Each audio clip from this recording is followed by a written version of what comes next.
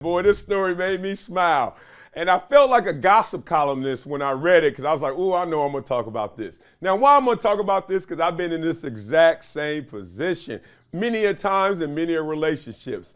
Never when I was married, but certainly before, and certainly with someone I was at least committed to in their eyes. Let's talk through this right now because my man Chance the Rapper was reveling. You guys ever heard that? I hope I'm saying that right because it's been a while since I've been to Carnival. But yes, reveling, and people are saying he's cheating on his wife. Say what? All right, Chance the married man, they calling him, spotted, grinding and grinding up on the floor. He was grinding on a woman, right? And slapping her butt. What else you supposed to do if you're grinding? What your hands supposed to do? It feels awkward just flail them in the air, right? Slapping on her butt at Carnival.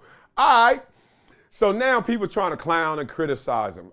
One thing about reporting now, journalism now, and I guess I am not fighting this, I'm just observing this, that they will use a tweet from some random dude who just parked your car, and now that's like a source. And now that's something that substantiates them writing a full column.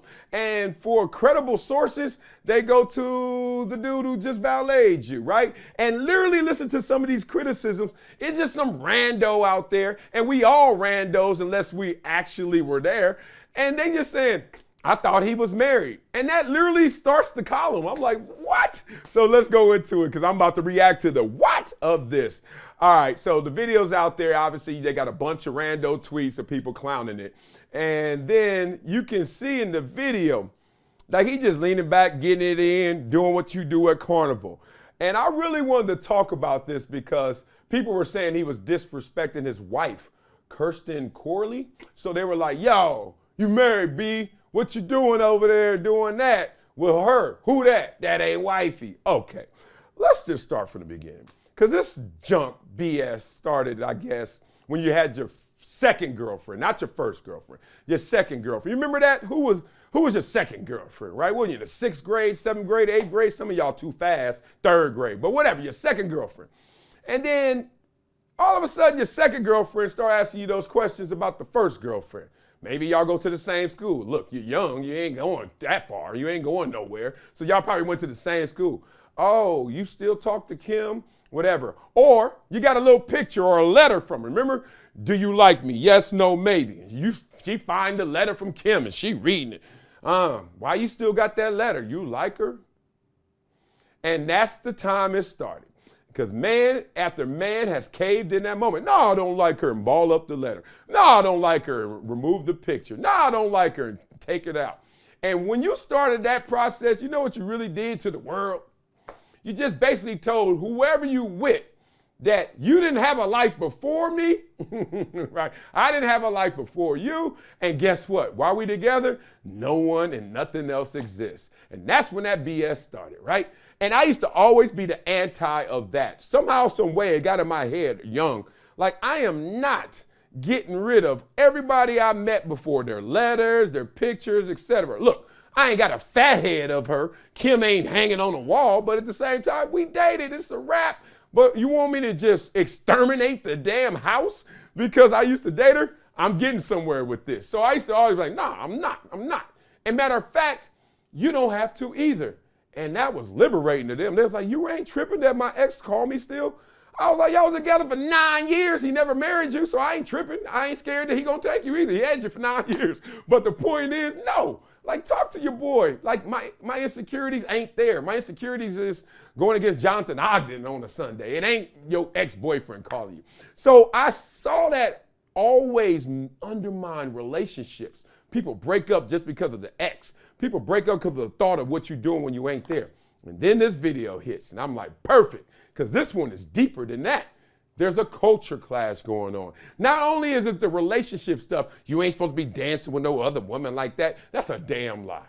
Because one, go to Vegas. And every time you go to Vegas, you see all these people dancing. A lot of them married. A lot of them in relationships. And guess what? Everybody's saying it just happened in Vegas and it stays in Vegas. Part one. It's okay. Go to a wedding. You literally could go to a wedding and see a married couple split apart and get it in that night and blame it on the alcohol, right? Come on, y'all. It's just a dance. Watch Dirty Dancing if you ain't got a problem.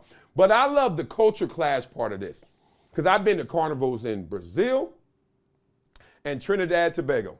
Let me just tell you, when you go there, I was single. I went there with the full intention of we gonna dance like we do in America, and that's suggesting we gonna do more than dance after this dance, right? Woo! Woo! Man, when you go out there and revel with somebody, she could be the finest woman in the world. And you like, oh, and it's your turn. She just looks back and she just doing it to you. And you like, oh, and you like, oh, film it. Oh, yeah, take the picture. What's up, boy? And you doing whatever you want. In your head, your American ass head, I know what you're thinking. Yo, it's going down. It's going down. Look how she didn't do this for everybody else. And this was so eye-opening to me. And it happened 100% of the time. Literally, after, I'm like, all right. So then I'm like, all right, so what's up? What's your name? She has moved on to the dude half my size with like 3 toes and 1 leg. And it didn't matter to her because her mind was wrapped up in the culture. She was wrapped up in, hey, this is what we do. We relax, we let go, and we just go. And next and next and next. So all I kept thinking about when I was watching this video was like, damn, a lot of people ain't been to these carnivals.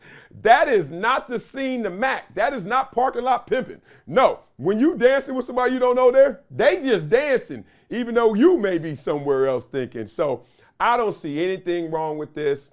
My wife at her bachelorette party, she showed me some videos and some pictures. I was like, okay, yeah, I really love you. Because she was out there just dancing, grinding, dudes over there. You know that doom, doom, doom, doom. Once you hear that, when they're coming with that ass, I'm like, baby, bend over. No, you bent over. So that's it, y'all. Y'all stay off Chance the Rapper, man. He ain't messing up his life. He ain't messing up over wife. Not this chance, not this time.